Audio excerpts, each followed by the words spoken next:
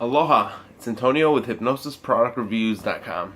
Today I want to talk to you about a really quick experiment I've been doing with Igor Ledachovsky's Beyond Self Hypnosis program.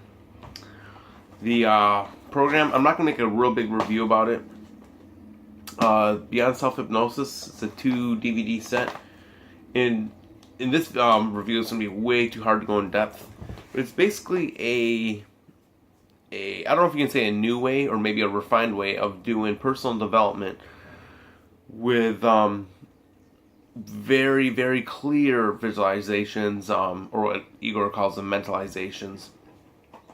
One of the biggest things that Igor talks about, one of the most important things, is having a benign attention, or a benign attention being something such as curiosity, maybe comfort, tranquility during some of your mentalizations. And sometimes you might have some, or mentalizations slash visualizations. Sometimes you might have some that are very, they can be like downright scary. I've had a couple that were a little scary, but it's good to have the almost like the protective layer of having a curiosity, comfort, etc. to keep from getting too drawn into the mentalization or the visualization. Because if you get too drawn into it, it tends to cause the visualization, everything just go completely haywire, and can give you a potentially bad and or traumatic experience. To learn more about Igor's program, you could go to www.beyondselfhypnosis.com. Now, in regards to this thing that Igor talks about, benign attention, I've also been using something known as clean language and clean language questions to help complement the Beyond Self Hypnosis program. And from this point on, I might just call it the BSH protocol to keep it short, so I don't want to have any tongue twisters right now. Clean language, it's basically a methodology that was created by a psychotherapist by the name of David Grove from New Zealand in, I believe, the 1980s. And it's basically a way to explore people's metaphors, clients' metaphors, and or your own personal metaphors. We use metaphors in everything, everyday life, and I guarantee there's been a ton of metaphors I've been dropping, just like I say, dropping. I'm not really dropping metaphors. Anyhow, it's a really good way to further explore their internal landscape and our internal metaphors that guide our daily actions. Recently I created a group on Facebook. It's the Beyond Self Hypnosis Practice Group, or Practice Playground, whatever we call it. If you have gone on one of Igor's Beyond Self Hypnosis seminars, or you have the DVD set, contact me and I'll add you to the group. In one of the messages yesterday, one of the threads, this lady by the name of Silke, I think that's her name. I'm sorry if I'm mispronouncing it. Silke, and her last name, I'm sorry, I don't know German. Too hard for me to pronounce. Anyhow, in one of the threads, she was mentioning about using clean language to improve the benign attention quality. So what I'm going to do, I'm just going to go straight into using some of the clean language questions to improve my benign attention, to figure out the metaphor for it. I wish I had a pen and a pad of paper around here. Don't worry, I'll do it all off the top of my head. So in the group, Silke said there's 2 ways I could use clean language to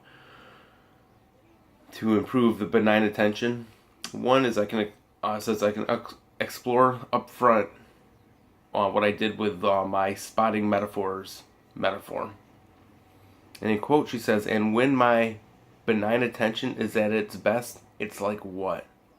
Okay, let me ask that. And when my benign attention is at its best, it's like what? it's kind of like an outside observer that's looking into my experience with no kind of judgment, just kind of sitting there, almost like the thinking man going, the sculpture of the thinking man just sitting there going, okay. Sorry. So let me do it again. And when my benign attention is at its best, it's like one. It's like an outside observer looking into my experience with no kind of judgment, just kind of looking in. And what kind of outside observer is this outside observer? It's a guy almost like a scientist, looking at data, looking at research.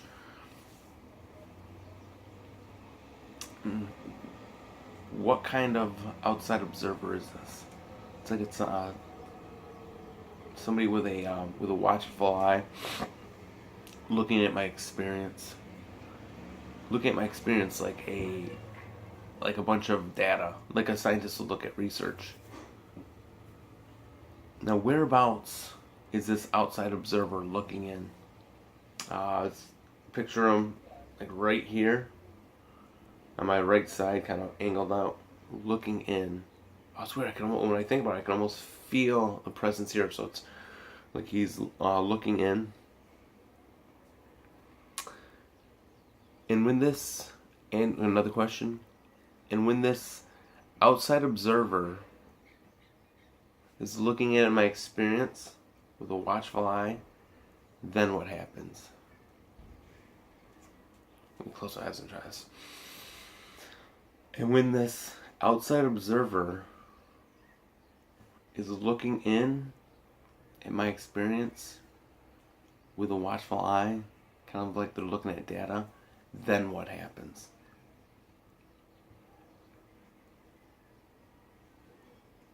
You can see them with their hand kind of like, almost like they're looking at data, going, kind of looking around.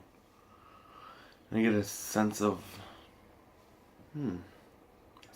peace about me. And when this outside observer is looking in to my experience with a watchful eye, and I get a sense of calm and relaxation, then what happens? Okay, once I have that calm, the outside observer kind of, almost like he envelops me, almost like he kind of grows and envelops me, kind of, it creates like a, almost like a safety net. Now, what kind of net is a safety net? It's almost like a thick kind of spongy material. It's like a thick spongy material that I can actually look through. So it keeps me grounded in my experiences. You know the old term, the old saying. It's the old rhyme saying, I know what you are, but what am I? Everything you say that bounces off me, sticks to you, whatever. It's almost like anything that were to come just doesn't faze me.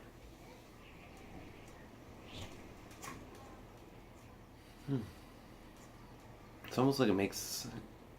Okay, let me try this one again. And when that outside observer comes in and envelops me like a safety net, then what happens?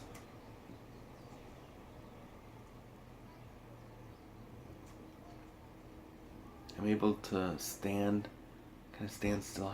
It's almost like a very calming effect. It's like being in front of a lake, nice calm lake with no ripples.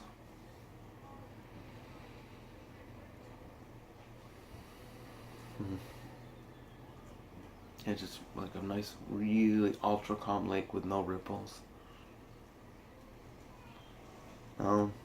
Whereabouts is this ultra calm lake with no ripples?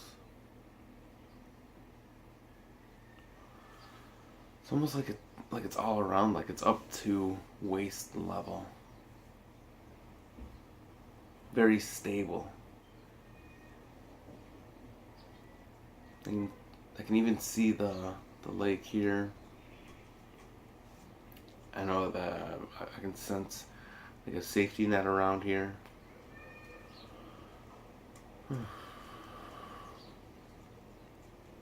Safety net is also it's almost like a flotation device, something that keeps me from drowning in my experience. Keeps me nice and safe.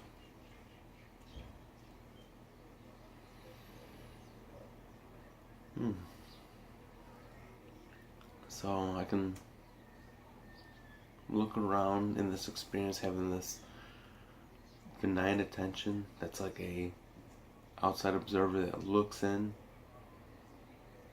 and merges with my body like a safety net. And it's like being in a nice calm lake, like a flotation device where I can just kind of, where I don't have to try what's that thing when you're in water and you gotta kick your legs, not wading, treading water. I don't have to. It's like I don't have to tread water; it just happens automatically. And I just got a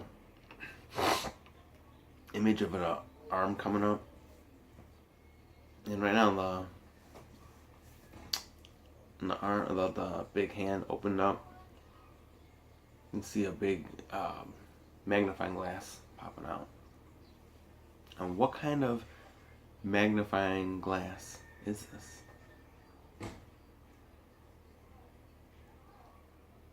Provides clarity without emotional peaks.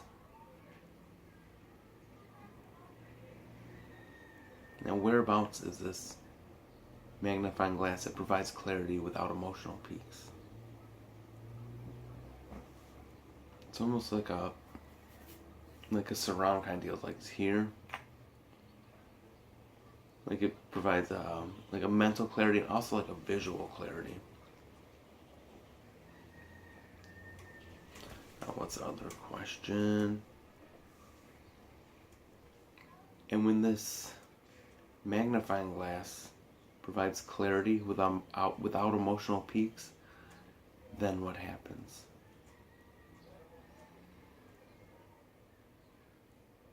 It's almost like everything's kind of working together. Like I'm in this lake. It's almost like I'm not treading water, but it automatically happens. Got the safety net around here. The kind of magnifying glass, it's like almost gives me like a peripheral view, a very clear peripheral view without an emotional peak, without emotional peaks.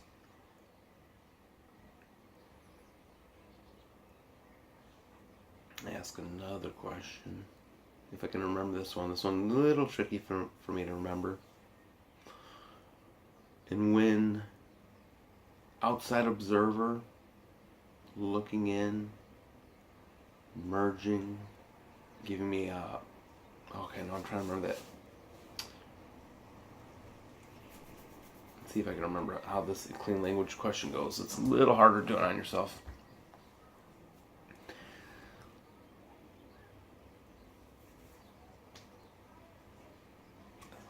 And when that is like that, okay. And what's the term I had? And the outside observer. Let me try it again.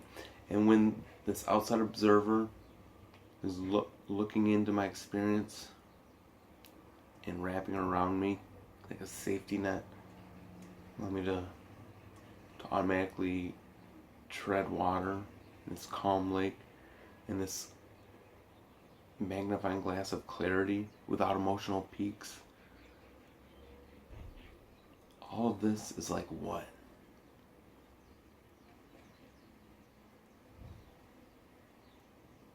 Let me try that one again. And when the outside observer looking in, enveloping me like a safety net, allowing me to gently tread water, give me crystal clear vision without emotional peaks. All of this is like what?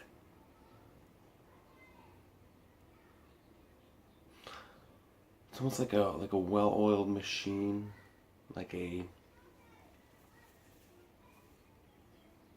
it's like a well-oiled machine. A scientist would use almost like a microscope. That's it. It's like a microscope that allows me to look into my experience. And microscopes don't have any kind of emotional attachment to the outcome.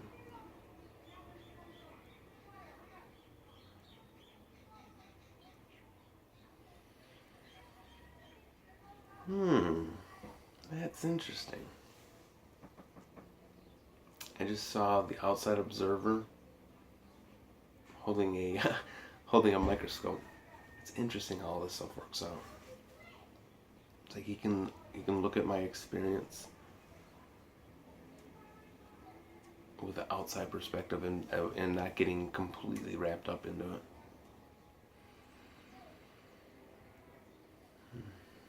So I guess my benign attention is an outside observer, kind of looks at everything, that kind of merges in with me, kind of protects me. And when that happens, I just get this nice calm effect. Very interesting. This video might not make sense for some people. So I know I had a couple of little brain farts here and there. What I'm going to do now is I'm going to go and do mentalization according to the BSH protocol, the Beyond Self Hypnosis protocol, and I'm going to ask for my unconscious to give me an experience of this benign attention, of this metaphor I came up with, of this outside observer looking in and protecting me. Should be interesting. Thanks for watching, and I'll talk to you soon. Aloha.